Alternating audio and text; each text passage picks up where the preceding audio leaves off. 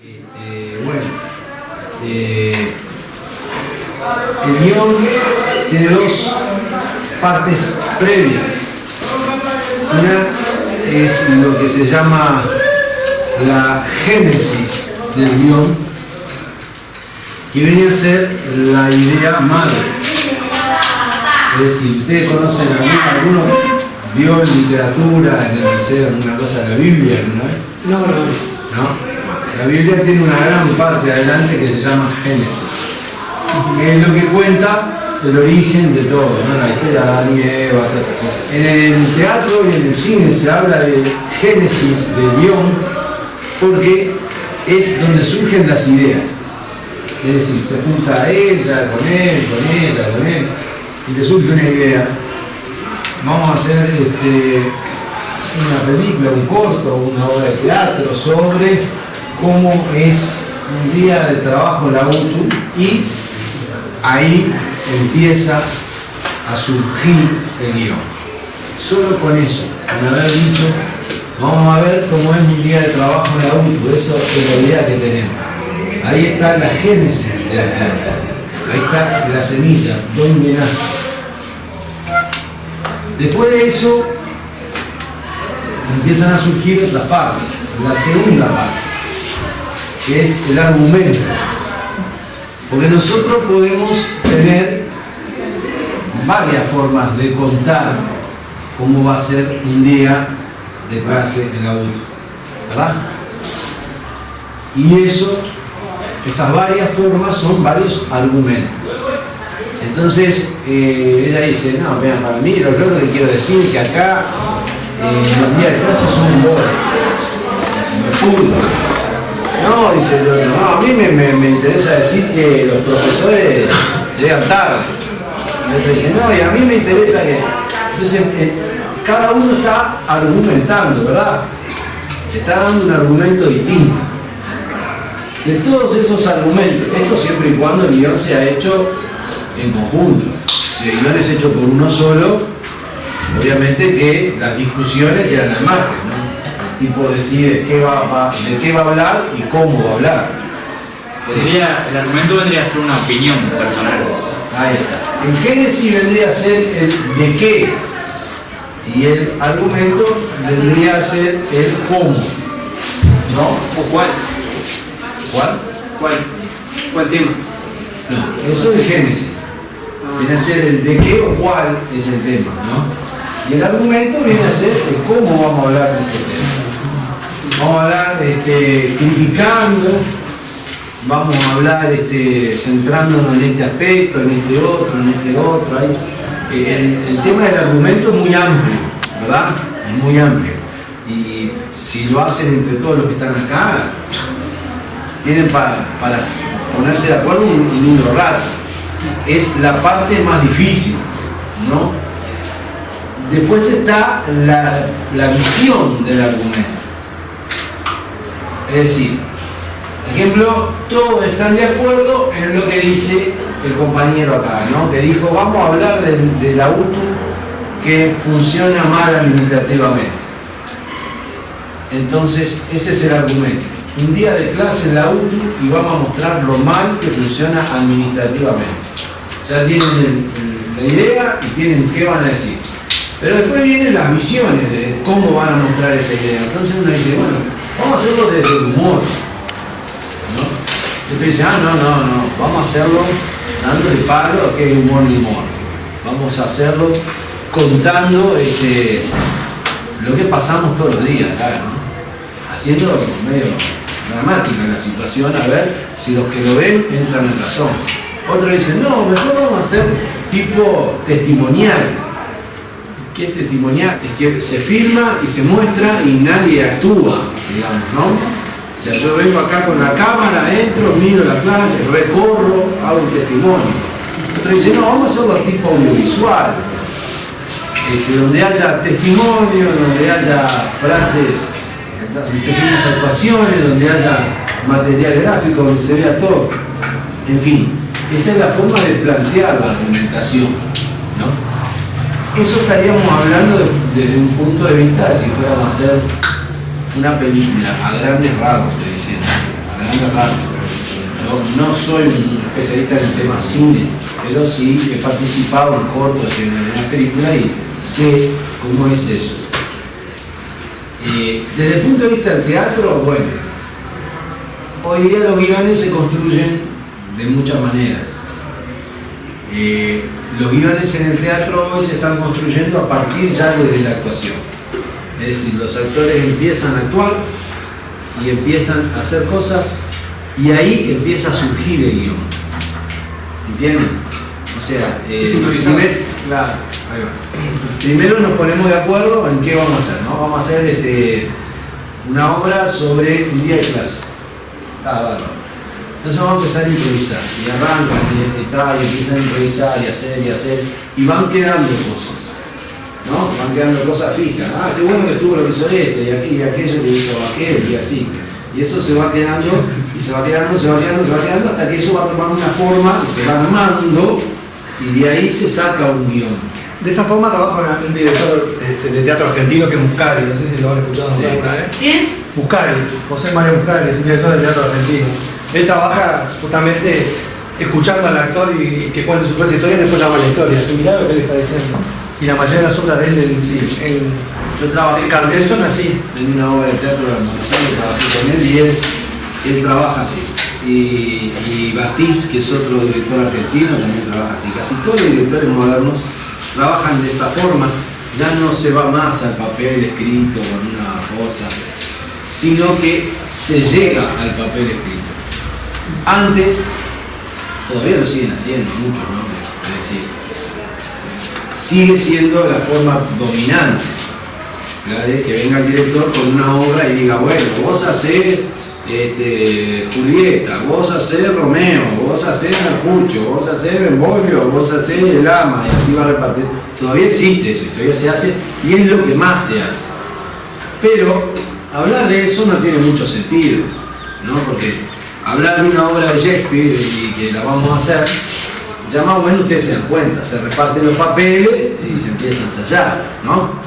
El asunto es cómo se construye un guión que no está escrito. Como decía Alfonso, como trabaja Muscari, por ejemplo, y casi todos los directores argentinos, brasileños, más modernos, trabajan así, con los actores sobre una idea. Yo quiero que esto sea, hablar de esto, pero vamos a empezar a buscar las cosas. ¿Para qué hacen eso? Para que sea creíble y vivo lo que están haciendo. El teatro moderno, el cine moderno, pero el teatro más, porque el teatro le lleva grandes ventajas al cine. El teatro, por ejemplo, nunca va a poder ser sustituido. ¿Pero antes de la obra es la improvisación o después? ¿No? Justo en el momento. Todo es antes, todos en la etapa creativa, todos en el momento creativo, ¿verdad? El teatro es una cosa viva, donde los actores están vivos y están en este momento delante de mí y se les puede caer un foco a la cabeza. No es como en el cine. En el cine uno está actuando, se cayó un foco y se va a corte, vamos a vuelta. Y viene la escena en la que se tienen que pelear dos y resulta que no sale bien y dice vamos a vuelta, y ahí es cuando surge la famosa toma 245 de la escena 3, que quiere decir que la hicieron 245 veces. Pero en el teatro hay una sola toma de cada escena. Y es en el momento. Y la gente está ahí. Y si te salió mal, chao. No hay dos tiros en el revólver, hay un tiro solo. Hay ensayos previos, por supuesto, para el teatro, ¿no? Estoy hablando del momento que se muestra el producto, ¿no? Por eso, como es así el teatro, como es así cuando está todo terminado, en la etapa de elaboración lo que se busca es que sea lo más creíble, veraz y vívido. Vívido es decir, con vida, ¿no? Que no vaya la gente a mirar una cosa y diga, a ver, me van a contar el cuentito, yo no lo tengo que fumar, toda la historia de cómo era, no. Entonces ella agarró por el camino, caminó 3 cuadras, dobló a la derecha y encontró una manzana y se la comió, no, ya no se lo fuma nadie. La gente lo que quiere es verlo, ¿no? Entonces, ustedes comienzos del teatro, que se remontan a Grecia hace 2500 años atrás, se contaba la muerte del héroe en una tragedia griega con un mensajero que venía y hacía el cuento de todo eso. Era un monólogo de 2 o 3 carillas de letra de libro, chiquitita así y larga así, que solo los que alguna vez estudiamos teatro en centros de formación actoral sabemos lo que cuesta hacer eso, ¿no? Porque es a toda jareta, a todo ritmo, haciendo 3 carillas y terminar de rodillas muertas haciendo. Hoy día eso ya no se haría más. ¿Qué se haría hoy? Se haría la escena. Entraría el mensajero y diría, bueno, entonces Hipólito murió porque el carro cayó y empieza la acción. Y se empieza a mostrar todo eso. Eso fue un gran cambio en el guión, ¿verdad? El guión pasó de ser contado o narrado a ser actuado, accionado, o sea, con acción. Es decir, el guión se transforma en algo más ágil y de imagen. ¿Tiene alguna desventaja esa forma de ser en un teatro? ¿Cuál forma? De actuar así. No entiendo la pregunta. Yo que sé, algo que no quede bien, porque si vos lo haces en el libro, ya sabés cómo va a ser la historia. Ah, te entendí. No, al contrario, tiene muchas ventajas. No tiene Primero que el libro es una cosa que está quieta, ¿no? O sea, yo agarro una obra, volvemos a Shakespeare. Shakespeare es un autor que nunca va a pasar de moda. No vamos a agarrar otro, yo que sé, cualquier otro. Entonces el tipo escribió en un país determinado, en una época determinada, con una problemática determinada, y sus obras, pasado el tiempo, quizá ya no tengan la misma vigencia, o lo que es peor, el mismo interés en el público que la ve. El teatro es una cosa que es escrita para ser representado, no es para ser leído. No es como una novela, no es un cuento que uno lo escribe y el cuento es para que uno lo lea. El teatro es para que uno lo haga. Por eso nosotros los profesores de teatro, los directores de teatro, nos enojamos muchísimo cuando se ponen a dar clases de teatro a los profesores de literatura. Porque los profesores de literatura lo que hacen es una interpretación primaria del texto. Trabajan con lo que se llama el texto. Y nosotros en el teatro trabajamos con lo que se llama el subtexto. Que eso era una cosa que yo iba a llegar ahora después, ¿no? Que es lo que está atrás del texto. No es lo mismo que yo le diga a Alfonso, che, qué lindo que te queda hacer remera, ¿eh? A que le diga, che, qué lindo que te queda hacer remera, ¿eh? No es lo mismo. Y usé exactamente las mismas palabras. La literatura es la misma, porque yo usé las mismas palabras. El hecho teatral no es el mismo, porque yo le dije 2 cosas distintas. En una le dije que le quedaba bien y en la otra le dije que le quedaba mal, ¿no? Entonces, esa pregunta que vos me haces se soluciona con este sistema, porque cuando se empieza a crear la obra, cuando se empieza a trabajar y empiezan unos a tirar una idea, otro a tirar otro, a practicar, a ensayar, a practicar esa idea, a ensayar esa idea, y otro agrega otra y la mejoran, y van pensando también en el que la va a venir a ver. O sea, el teatro se hace con el público, ¿verdad? Ya no es ni por el público ni para el público, es con el público. El público es una parte activa del teatro. El teatro es un convivio entre los actores y el público. O sea, los dos están viviendo algo a la misma vez. Acá yo me pongo a actuar y ustedes se ponen a mirar y estamos haciendo algo a la misma vez. Ustedes están tratando de participar de una historia que yo estoy tratando de mostrar. Entonces, eso se llama convivio, ¿no? Es el convivio teatral. Pero ¿qué pasa con eso? Nosotros no tenemos un público hoy como el que tenía el Uruguay hace 50 años atrás, ni 50, hace 20 años atrás. Nosotros si nos vamos 20 años atrás en el tiempo, en el Uruguay, y no había celulares. y la internet era muy mala, y no había Google, y no había Wikipedia, y los mails eran para algunos teníamos un mail, lo que nos dábamos más la vuelta con la computadora teníamos, los demás no tenían, y tampoco había DVD, los CD eran una cosa, un CD salía $25, ¿no? La música. Estamos hablando de cosas que hoy las tiene cualquiera. Ni hablar del USB, ni de la memoria SD, ni de la nube, ni de nada, eso no, ni lo otro. Entonces ese público era un público que estaba más cercano a otras formas. Por ejemplo, la televisión tenía más participación en su vida que la que tiene hoy. Hoy el celular ha desplazado a la televisión. Netflix no existía tampoco. Ha desplazado a la televisión. El cine se ha transformado. Yo y Alfonso íbamos a cines en un momento que eran de 200, 300 butacas, eran media cuadra. Ustedes lo pueden ver hoy en 18 de julio, que son todos iglesias, por el estilo, ¿no? Ahora las salitas son 6, 7, 8 salas adentro de un shopping y que tienen 100 y poco butacas, ¿no? Como mucho 150, algo así. Entonces todo eso ha cambiado. Yo no puedo hacer el mismo teatro entonces para esa gente de hace 25 años atrás que para la gente de hoy. Porque para ustedes, sin darse cuenta, y algunos dándose cuenta, están dentro de lo que se llama la era de la imagen. Ustedes es mucho más fácil ver que leer.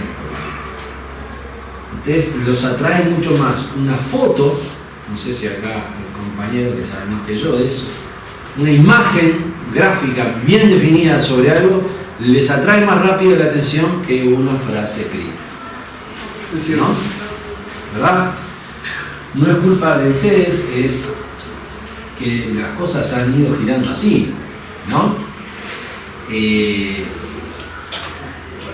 Sentarse a escuchar es muy difícil hoy. ¿Quién se pone a leer un diario? Hace 20 y pico años atrás nosotros veíamos a los veteranos en la plaza o la gente le llegaba a la casa y se leía el diario. Hoy nadie lo lee. Ni ellos lo leen, ni los veteranos lo leen. Es decir, van y ponen la tele y que le diga al informativista, o sea, todo es más corto, todo tiene que ser más corto, todo tiene que ser más rápido, más corto, más rápido, más corto, más rápido, más corto. Hay un director de ópera belga que dice que el ser humano hoy necesita en un espectáculo escénico un cambio cada 45 segundos. Señor Saúl. Es decir, cada 45 segundos tiene que haber algo que cambió. Aunque sea un vestido, aunque sea una luz, aunque sea un sonido, aunque sea un personaje, algo tiene que cambiar, señor Saúl. ¿Entienden? No tiene la capacidad de concentración que tenía una persona hace 25, 30, 40, 50, si seguimos yendo para atrás, cada vez tenía más. ¿Por qué?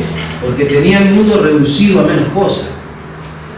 Cuando yo les hablaba ahora del comienzo del teatro griego, y la gente iba al teatro a divertirse y estaba 10 horas por día dentro del teatro. ¿Qué me dicen? Cualquier persona hoy, si yo le digo anda 10 horas al teatro, me dice, está tomando, está fumando. Pero en aquel momento la gente se agolpaba en las puertas de los teatros griegos y se peleaban por una entrada. ¿Por qué? Porque era lo que había. Eso y las Olimpiadas, no había más nada. Eran las dos diversiones. No había ninguna otra, no había ni shopping, ni televisión, ni radio, ni nada. Era eso y las Olimpiadas. No había más nada. Entonces la gente, claro, de la misma manera que hoy nosotros nos pasamos enchufados 25 horas delante del teléfono, mirando la pantallita y haciendo así, y si sumamos todas las horas que lo hacemos en el día, son como 7, 8, o 6 por lo menos. Ellos estaban 10 horas en su teléfono, que era el teatro. Ellos son expertos. ¿no? Que acá hay expertos en el uso de En la todos lados, en todos lados. Eso es así, es parte de la religión. Quiero decir, entonces, a esa gente se le podía escribir una obra con unos parlamentos largos así, ¿no? Que durara 3 horas, porque ellos estaban chochos de estar ahí. Aparte de que el teatro era una cosa bastante libertina, donde era como la tribuna era como la áspera, más o menos, ¿no? Ese era el clima que había en la tribuna, ¿no? Porque la gente se imagina que antes todo el mundo era cívico, y eran todos serios, era un relajo abierto, ¿no? Vamos a hablar claro, en el teatro griego la gente en la platea tenía sexo, chupaba, se drogaba, escupía, se peleaba, se mataba, ¿no? O sea, uno defendía a un personaje de pasa la tragedia griega era competencia. Entonces, cada tragedia tenía tres partes. Yo, por ejemplo, Alfonso vivía una tragedia que eran 10 días, tres partes. Esto es guión también, en la historia hay guiones. Tres partes elegía él, ¿no? Escribía la Orestía, entonces escribía las tres partes de la Orestía que duraban 3 horas cada una. Y la tenía que hacer todo el mismo día. Era el día que él competía. El otro día competía yo con otra obra que se llamaba, La Vacante. Y duraba 3 partes de 3 horas también. Y en el medio se cortaba, ¿viste? Terminaba la primera parte y se mandaban algunas medias jodas porque la gente se quedaba media toquillo, ¿no? Siempre llorando y gritando, bueno.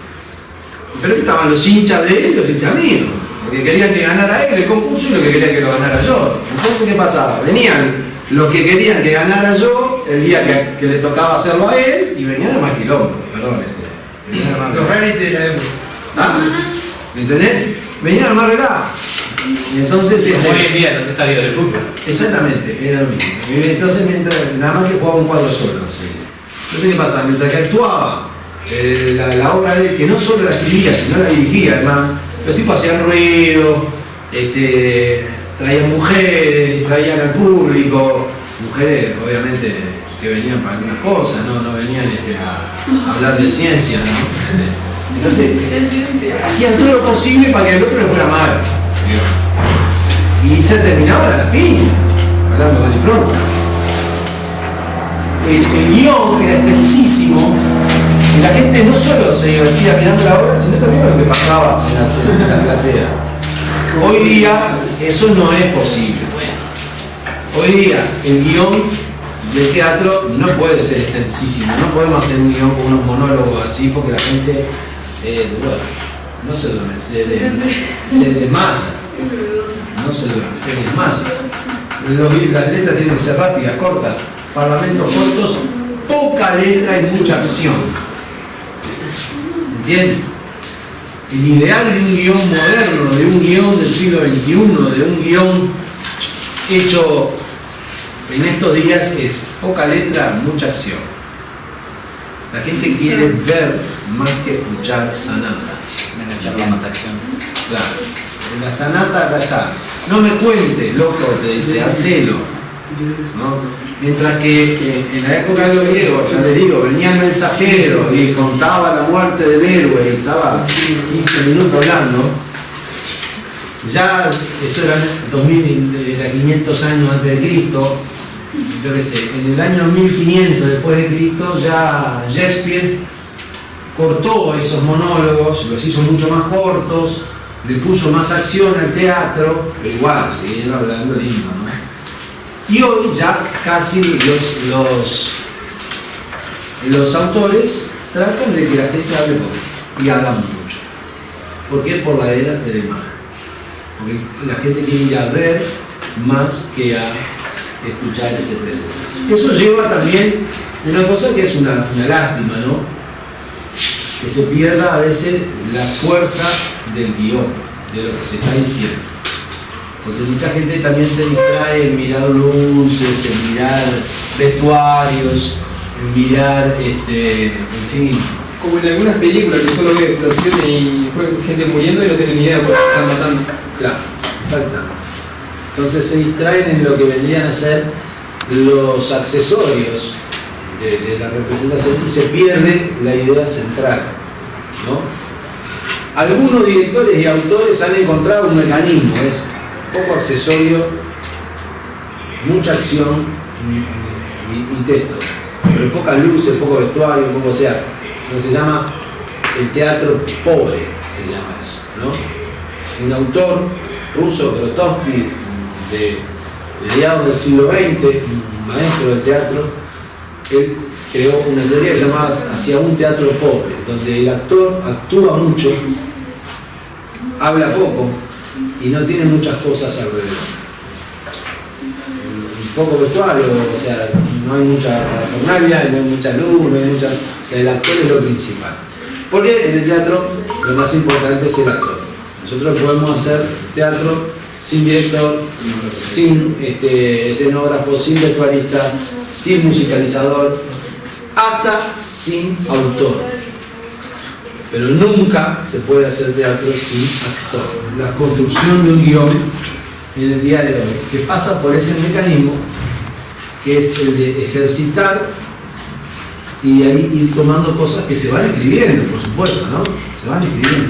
Todos mis alumnos de bachillerato artístico, en el liceo, sobre todo en quinto, porque en sexto el programa ya pide una obra escrita, pero en quinto que es libre, nosotros generamos nosotros la obra. Y los gurises quedan mucho más copados de los trabajos que hacen en quinto que hacen en sexto. ¿Por qué? Porque en quinto hacen una cosa que está al hoy, que está hecha. Es más, en los 2 últimos años eran ellos haciendo la obra, no eran ni siquiera un personaje. El año pasado hicieron, se llamaba Artístico no garpa nada. O sea, todo el mundo decía que hacer artístico era el pedo, para hacerse artístico, entonces se burlaron de eso e hicieron Artístico no garpa nada. Y era la historia, la peripecia de hacer bachillerato artístico. Era tremendamente gracioso lo que hacían, porque además se identificaba el público con lo que estaba pasando ahí, lo veían. El anterior hicieron el simulacro de la muestra de teatro, cómo armaban la muestra de teatro, en joda, por supuesto, ¿no? Pero claro, era una cosa que estaba al hoy, que los chistes eran de hoy.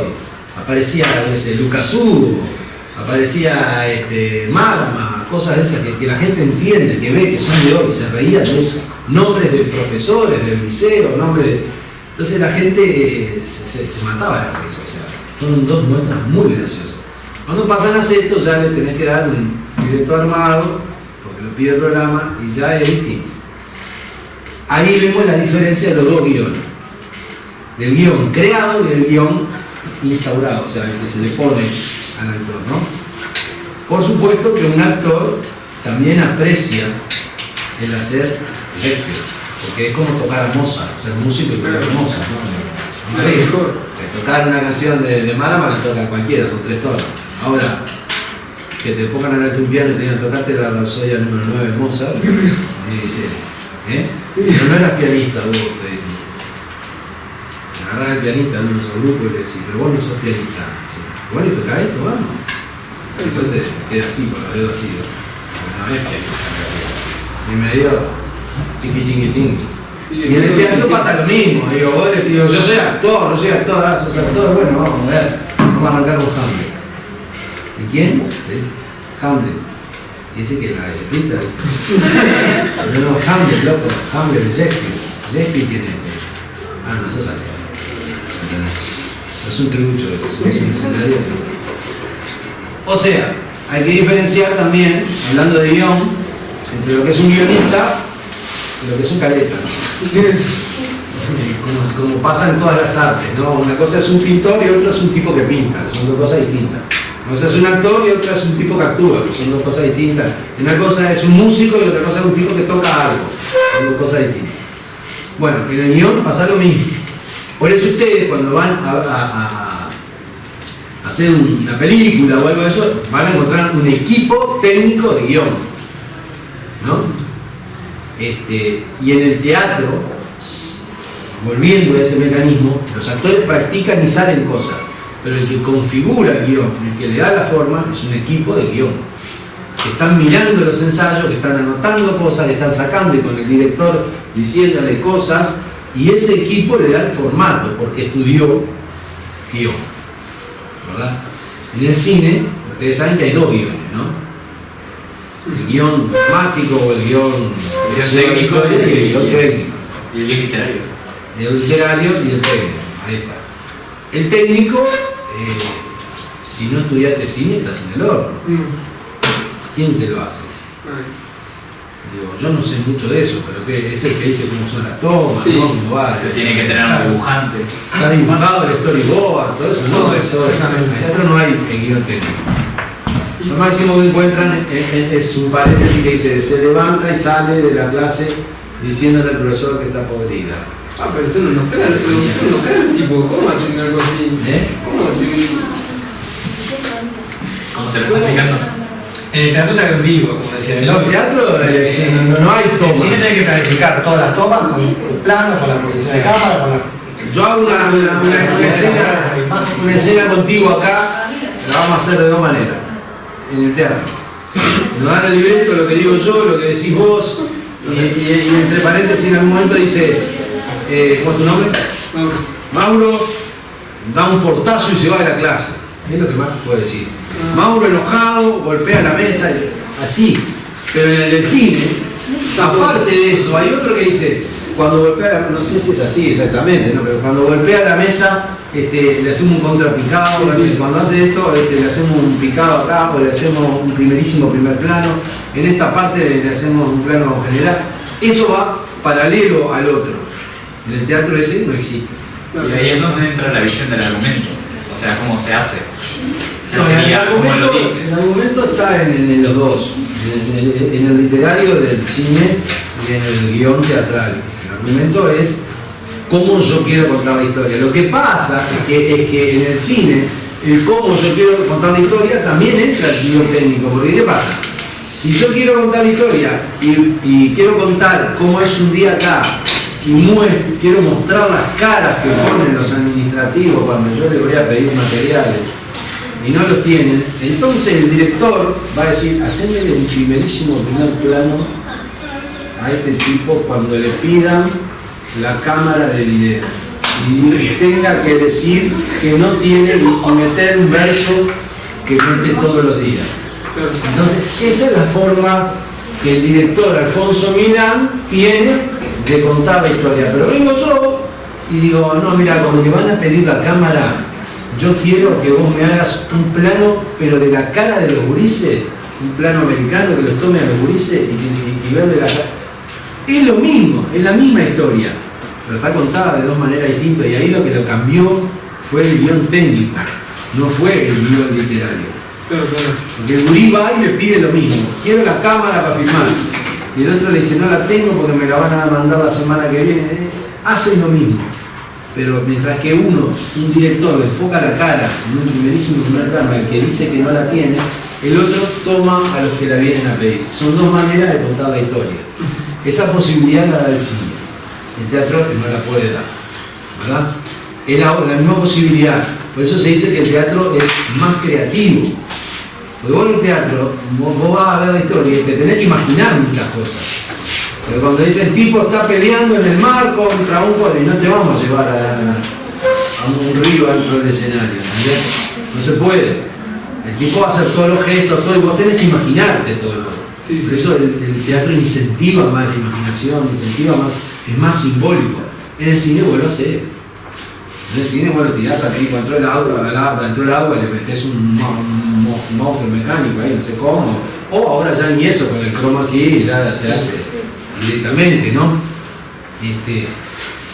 Entonces el cine da más la posibilidad de realizar y de contar más precisamente, mientras que el teatro te lleva a lo imaginativo. O sea, en el cine vos podés poner un espectador medio tonto y entiende la historia. En el teatro, si es medio tonto, se puede ir sin entender gran parte de la obra. ¿Entendés? Bueno, más o menos, por ahí, ahora que vienen a hacer preguntas, estamos, por ejemplo, yo hago una obra en el Cerro Norte y entra el ladrón a robar un local y le dice, oye tú, dame el dinero. Claro. Y me dice, ¿y este? No hablan así. Entonces, primer punto y fundamental en la formación de los diálogos es que los diálogos sean creíbles para quien los va a recibir. Para que sean creíbles tienen que usar un lenguaje adecuado al medio del que los va a recibir. Es decir, nosotros tenemos que hablar como hablamos nosotros, en buen romance. O sea, utilizar la palabra ñeri, la palabra esta, y no es muy académico, pero es como se habla, ¿qué vas a hacer? Una historia que se va a contar. Claro, si a mí me toca ser de profesor universitario grado 5, no voy a decir ñeri, ¿verdad? Bueno, y tendré que ver cómo se expresa esa gente, tendré que ir a ver alguna charla que dé alguno por ahí, algún seminario y ver cómo se viste, cómo habla. La creación del diálogo es así. Yo ya digo dos pautas en eso. La primera es que no puede ser muy largo. La segunda que el guión tiene que integrar mucha acción. Cuanto menos papo, mejor, más acción, ¿no? La tercera es que el lenguaje en el que se expresa ese guión tiene que ser cotidiano, tiene que ser un lenguaje local, tiene que ser un lenguaje autóctono, nuestro, ¿no? Si nosotros hacemos la obra en Rocha la gente habla de tú sabes, tú me has dicho, te dicen, hablan así los rochenses, ellos hablan así. Y nosotros no podemos ir a Rocha y hacer una obra en Rocha y hablar como hablamos nosotros acá en el campeón del siglo, no, porque no hablan así, ellos hablan de tú, ¿me explico? Sí. Entonces hay que adecuar eso. Después, bueno, también el guión desde el punto de vista teatral y cinematográfico también tiene lo que se llaman las didascalias. Las didascalias son anotaciones que hay entre paréntesis, ¿no? Esas anotaciones que hay entre paréntesis son lo que te marcan las acciones y te marcan también las intenciones. Claro, agresiva o pasiva o pasiva. Es decir, Mauro con un cara de no estar conforme le dice a... ¿cómo te llamas vos? Zuli. Le dice a Zuli, a mí me parece que no va a dar resultado. Entonces, entre paréntesis dice, Mauro con cara de no estar conforme. Eso es una didascalia, eso es una marcación, digamos, ¿no? Eso ahí va. Eso se incluye en el guión. Se incluye en el guión. Hay autores que son enemigos de hacer eso. Y dicen, yo no voy a poner didascalia porque yo quiero que el actor y el director sean libres. Y ellos le den la forma que quieran. Entonces no lo ponen. Pero, quiero decir, es válido eso si figura dentro del guión, válido. Es otra de las formas. Otra de las cosas de las que consta un guión, tanto en el cine como en el teatro, es el ambiente, ¿verdad? Entonces, yo estoy, antes de empezar la obra, cuando dice, bueno, en un salón de clase moderno de la UTU ¿no? ¿Qué son esas? Colonia Nicolich.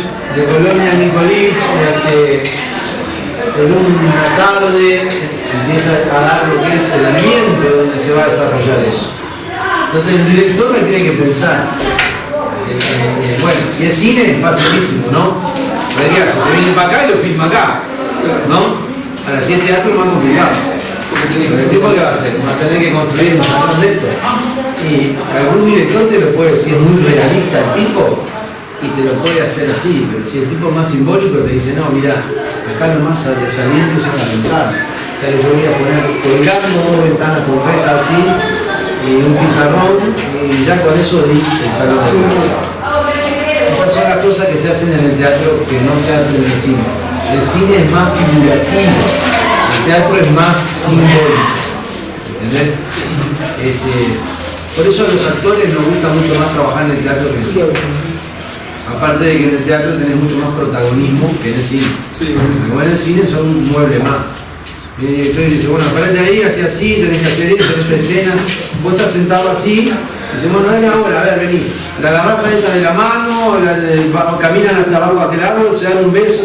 Claro, sos como un muñeco. Y vos lo hacés, total, si nadie va a darse cuenta si vos lo que estás sintiendo, nada, pero en el teatro no.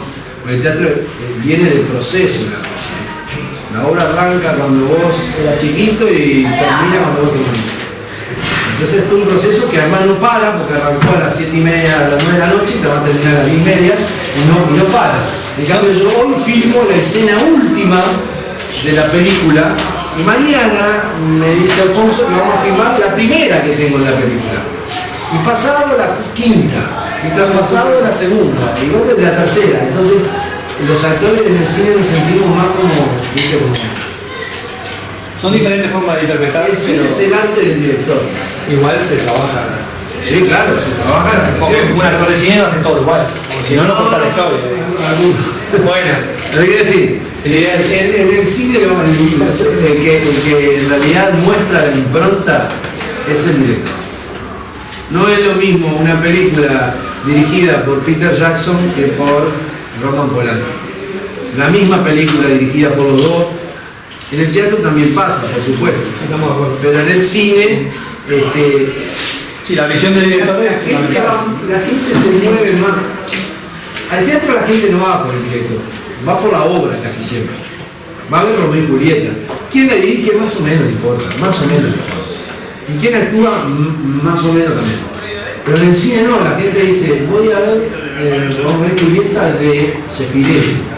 Que ya saben que va a ser todo así como Jeffrey lo pensó y el tipo no te va, hace como una fotografía de la película. Y dice, no, ahora voy a ver la de... Es buena esa película. La de, ¿cómo se llama este loco? Mel Gibson, que es terriblemente cruel a su película, ¿no? Entonces vos ya sabés que la muerte de Mercucho, la muerte de Benvolio, de Teobaldo, la de Romero, va a haber sangre para todo el lado. La pasión de Cristo de Mel Gibson. Igual a los mayas, ¿no? Como era Apocalipto, ¿no? Sí. El tipo le saca sangre, las películas se las auspicia el Banco de San Giplán. Es así, claro, sí. El tipo, y bueno, pero es eso, la gente va para eso, va porque quiere ver cómo Mel Gibson vio Romeo y Julieta.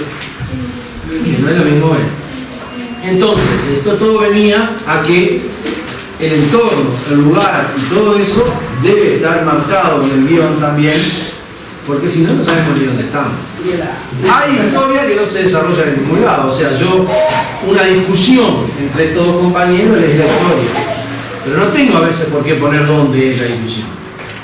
Si es acá, o es en la Amsterdam, o si es en el campeón del siglo, o si es en la feria de Quintana Roo. No tengo por qué decir. Lo que me importa es la discusión. Pero hay guiones en lo que me importa es la discusión y dónde se da la discusión. ¿Está? Porque no quiero que la discusión llegue a las manos y se agarren las piñas adentro del salón de clase, estando el profesor para demostrar que el profesor no tiene autoridad. ¿Está? Y no es lo mismo que se agarren las piñas en el campo de la clase, donde el profesor puede decir, están afuera del instituto. ¿Está?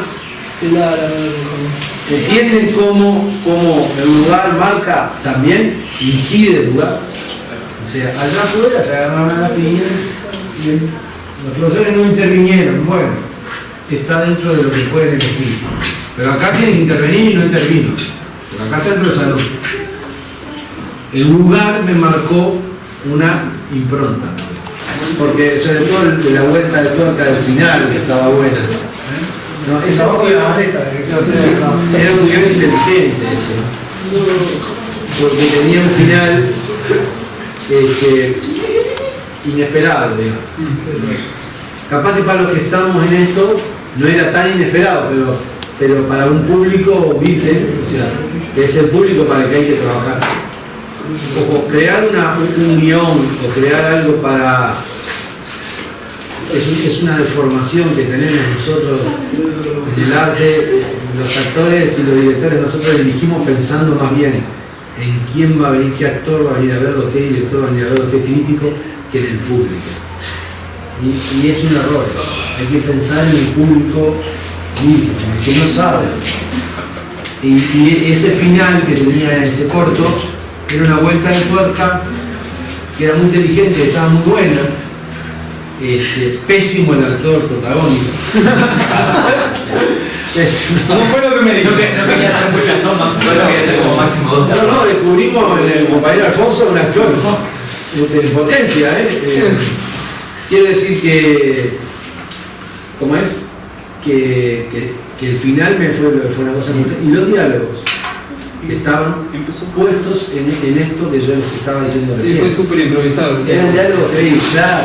Lo dejamos a ellos, Es el ¿no? estilo que vos comentabas al principio. Federico Fellini, que era un gran director de cine, uno de los más grandes de la historia, él, cuando tenía que filmar una escena en una carnicería y tenía que haber un carnicero, él no ponía a un actor a hacer de carnicero.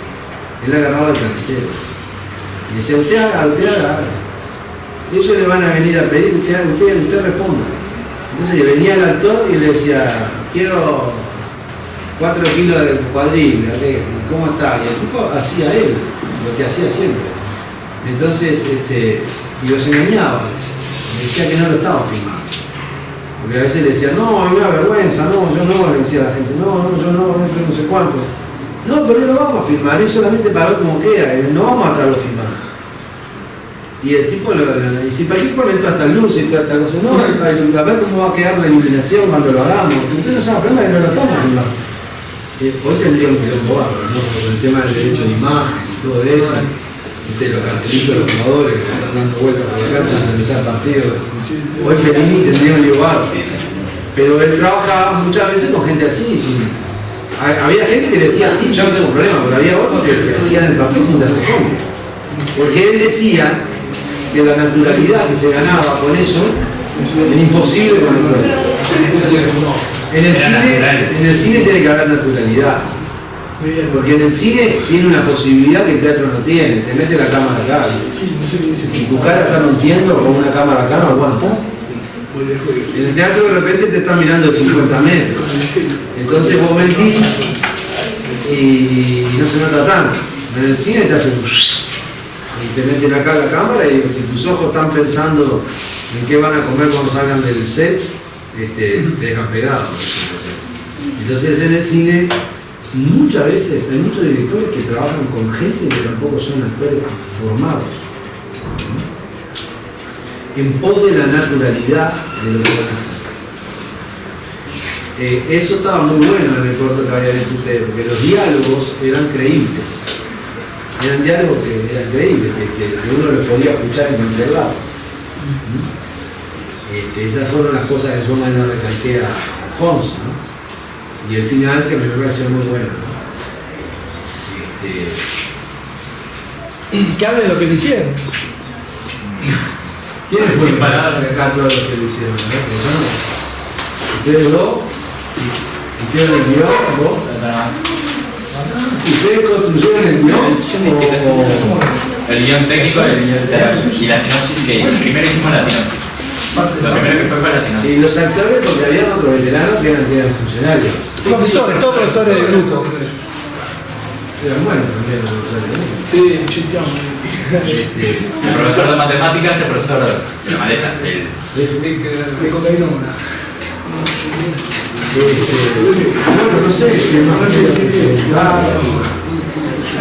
¿cuál fue su primer? O sea, usted estuvo enfrente de gente, actuando. O sea, su primera vez en teatro, parado en el teatro, viendo mucha gente.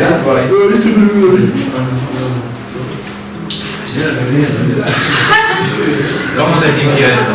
¿Cómo te sentís? ¿Cómo te sentís al estar al lado de Yo no soy el ejemplo más. La primera vez que hice una obra de teatro, que tenía 19, 20 años, 18 años, yo hacía la escuela de Galpón, el teatro de Galpón, y tenía 18 años, creo. Hacía una cosa, vi una obra acá muy importante que hacía el Galpón que se llamaba Artigas Miguel del Pueblo. Y era una obra muy política, que hablaba de la historia de Artigas, recién salíamos de la dictadura, era una cosa...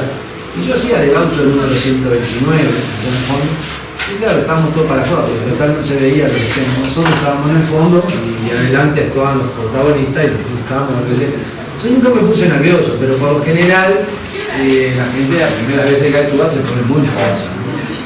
En el teatro más que en el cine, porque en el cine está siempre la posibilidad de Sí, vamos de claro, si vuelta. te equivocas no hay problema. En el teatro no hay posibilidad de vamos de vuelta, entonces Te por complica. decirte un ejemplo, de los alumnos del bachillerato artístico siempre piden que la muestra de teatro sea la última. No sé por qué, pero siempre piden que sea la última. ¿Será porque querrán repasar hasta el último minuto? No sé. Y esa es la que se pone más nervioso, pero por lejos. Mirá que tocan en vivo, bailan en vivo, todo, pero se ponen recontra nerviosos, no sé por qué. ¿Será porque tienen que coordinar movimientos con letras, con esto, con el otro? Es una cosa así. Mi primera actuación, sinceramente no recuerdo cuál fue. Pero nervioso no, yo no me pongo nervioso. ¿Tu experiencia en Cuba, por ejemplo? Bueno, esa fue de director. Bueno, Yo dirigí en varios países, en Cuba 2 veces, en Brasil, en Argentina, viví en Brasil también. Todos lugares distintos donde se trabaja de diferentes maneras, por ejemplo, la rigurosidad en el trabajo que tienen los brasileños y los cubanos, que son terriblemente, más que ensayar, entrenan, al punto de que cansan, ¿no? Digo, los brasileños llegaba un momento que yo les decía que el ensayo empezaba a las 3 de la tarde y ellos venían a las 2. Y yo, queriéndome hacer el puntual, llegaba a 3 menos cuarto. Y eso ya hacía 45 minutos que estaban ahí. Arriba del escenario haciendo ejercicio de voz, de cuerpo, de paro. Yo decía, listo, ¿qué? Y terminaba, yo ya hacía un ensayo de 3 horas, que se hace acá en Uruguay, y me decía, ya está, me decían, sí, terminó el ensayo. Tan cortito, ¿cuánto quería ensayar? Y no sé, y después aprendí que ellos ensayaban 5 o 6 horas por día, ¿no? El uruguayo, vos vas a un ensayo en un teatro uruguayo, bueno, decís que empieza a las 6, y te llega el primero, te llega a 6 y 20, ¿no? Con el mate, los bizcochos, ¿no? Y ahí empiezan a agregar todo. De 6 y 20 a 7 conversamos sobre lo que pasó en el día y nos comemos los bizcochos y tomamos el mate. A las 7 arrancamos, miraba a las 6, arrancamos a las 7. Ya a 8 y media ya estamos cansados. Ya hay que parar a calentar otro termo, ¿no? Y si hay alguna panadería cerca, reponer los bizcochos. Y ahí arrancamos a las 8 y media hasta las 10. Y a las 10 nos vamos porque después no pasa el hombre.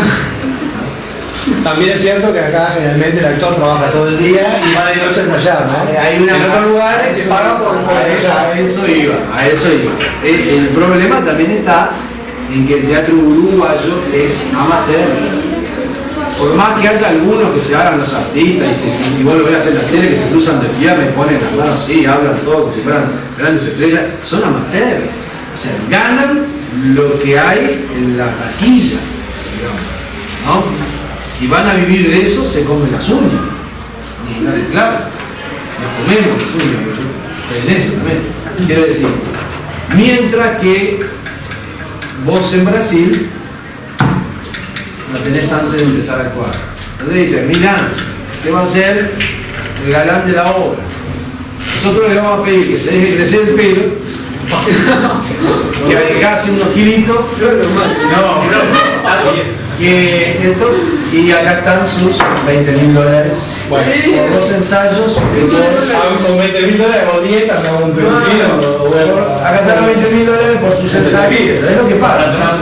Digo, es lo que pagan, o sea, en las obras que yo trabajaba, a los actores le pagaban esa suma más o menos. Acá está su dinero por los ensayos, por las funciones. Ahora, es esa y no es más, Porque el tipo la tiene calculada, el productor, que dice, esta le pago 15, a aquel le pago 20, a este le pago 15, a este le pago 10, a aquella que habla poco le pago 5, a ver está. ¿Cuánto me da todo? $120.000, $200.000 yo voy a recaudar $2,5 millones. ¿Ah? Entonces, el tipo ahí le dice, esta es la suya, ¿le sirve? Si no le sirve, ya vamos. Tienen una cola de 200.000 tipos, ¿no? Entonces, ¿qué pasa? Todo el mundo agarra y así trabajan. Acá nunca se avivaron eso. También en Brasil, estamos hablando de que en San Pablo hay 48 millones de personas. O sea, está el Uruguay más o menos 16 veces. Seguro varios millones te van a ver. O sea, por más mal que te vaya la obra, 1 millón de personas te ve. ¿Entendés? 1 millón de personas a $1, cada uno es $1 millón. Que vos hayas invertido 200, 300.000, ya ganaste 700. Vas a ganar más.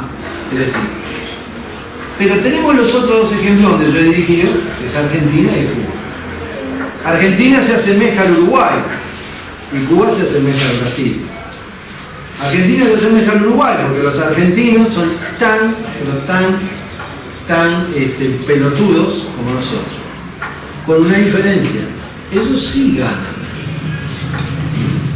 Sí, bueno, Ellos sí ganan. No se gana muy bien el teatro. No como en Brasil, que le van con la plata en la mano cuando empieza. Pero ellos saben que si estamos haciendo una obra en la calle Corrientes, se van a llevar todas las funciones $300, $400 en el bolsillo. Todas las funciones. O sea, un fin de semana se van a llevar $1.200, más o menos. Ellos lo saben. No es como nosotros los uruguayos que nos vamos a llevar 1.200 pesos. ¿Entendés? Entonces, a vos te calienta que trabajes en la Argentina y digas, bueno, este tipo va a ganar $1.200 por fin de semana y llega tarde. ¿Entendés? Este tipo va a ganar $1.200 por fin de semana y no se aprendió la letra. Te calienta. Y después tenés el ejemplo cubano, que tienen la misma disciplina que los brasileños, y a veces hasta más, pero no ganan más. Porque la economía cubana está muy deprimida y fíjese que en Cuba una persona cobra $30, $40 por mes de sueldo y una entrada al teatro, porque está hecho todo para que la gente pueda acceder y pueda ver, sale 5 pesos de acá una entrada al teatro. Está todo muy barato. Un libro vale 10 pesos acá, un boleto de unos 40 centésimos acá, estoy hablando de acá. Entonces, ¿qué pasa? Van a ganar muy poco, pero claro, son muy profesionales. Y tienen también una cosa muy parecida a los brasileños. En Cuba, si tú no estudiaste teatro en una escuela y no te formaste, a un escenario no te subas. En Brasil tampoco. O sea, eso de que a mí me gusta hacerlo y voy y me anoto a tal lugar y no. O sea, en un teatro, están todos los teatros en Brasil, primero porque los productores no te dejan. No van a poner plata en un tipo que no saben. Son formas de pensar distintas, ¿no? Y los sujetos distintas porque... Y en Cuba no lo hacen porque eso está todo como universitario. El teatro es una carrera universitaria. Es como si acá te dejaran operar con un tipo que no es cirujano. Bueno, le agradecemos al profe. Bueno, muchas gracias. Gracias, le aplaudimos.